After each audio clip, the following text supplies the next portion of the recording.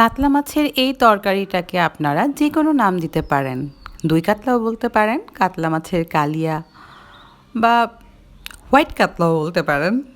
আসলে আমি কাতলা মাছের এই পেটির পিসগুলা একটু বেশি পছন্দ করি।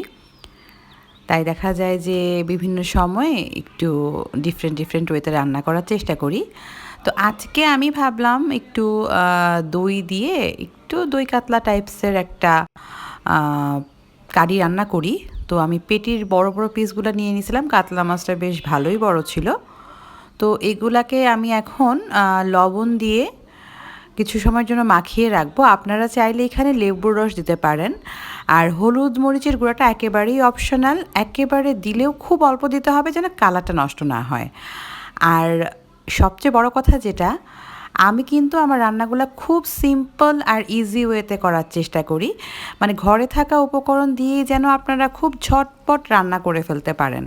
তাই নর্মালি দই কাতলায় যেরকম কাজু বাটা, তারপর পোস্ত বাটা, অনেকে হচ্ছে সাদা তিলও ইউজ করে, এত কিছুর ঝামেলায় আমি যাই নাই। আমার খাইতে মন চাইছে, এখন একটা রান্না করতে হবে যেটা দেখতে সাদা হবে এবং খাইতে টেস্টি হবে।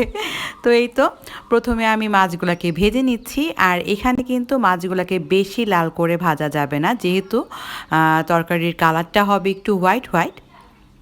আর তার পাশাপাশি আমি এখানে টক দইয়ের সাথে কাঁচামরিচ বাটা, অল্প একটু জিরা বাটা, আদা বাটা, এইগুলো দিয়ে আর লবণ মিক্স করে আমি কড়াইয়ে একটা শুকনা মরিচ দিছি ফোড়নে আর দিছি জিরা ফোড়নে, তার মধ্যে আমি দিয়ে দিলাম, দিয়ে ভালো করে মিক্স করে নিচ্ছি।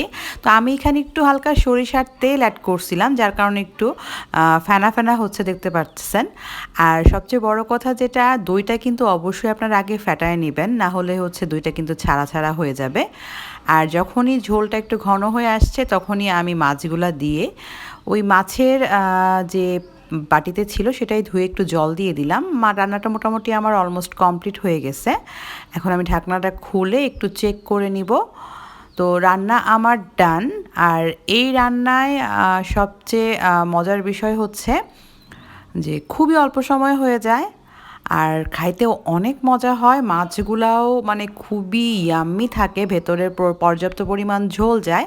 তো আমি একটু ঝোল ঝোল রাখছি। এটা চাইলে আপনারা একেবারে মাখা মাখাও করতে পারেন। তো আমি আজকে যেহেতু চিকেন রান্না করছি, ওইটা একদম কষা মাংস ছিল, তাই ভাবলাম যে কাতলা মাছের রান্নাটা একটু ঝোল রাখি, একটু ঝোল রাখলে ভাল লাগবে। আর এই ঝোলটা এত টেস্টি আর এত সুন্দর একটা ঘ্রাণ বের হয়েছিল, মানে বলার মতো না। মাছগুলা দেখেন, মাছগুলো একদম নরম হয়ে উঠে আসছে। আমি যদিও ভালো করে ভেঙে দেখাইতে পারি নাই, আমার এক হাতে ক্যামেরা ছিল। তো আপনারা এটা বাসায় অবশ্যই ট্রাই করবেন, খুব সিম্পল ওয়েতে এই রান্নাটা কমপ্লিট করা যায়, ভিডিও দেখলেই বুঝতে পারবেন।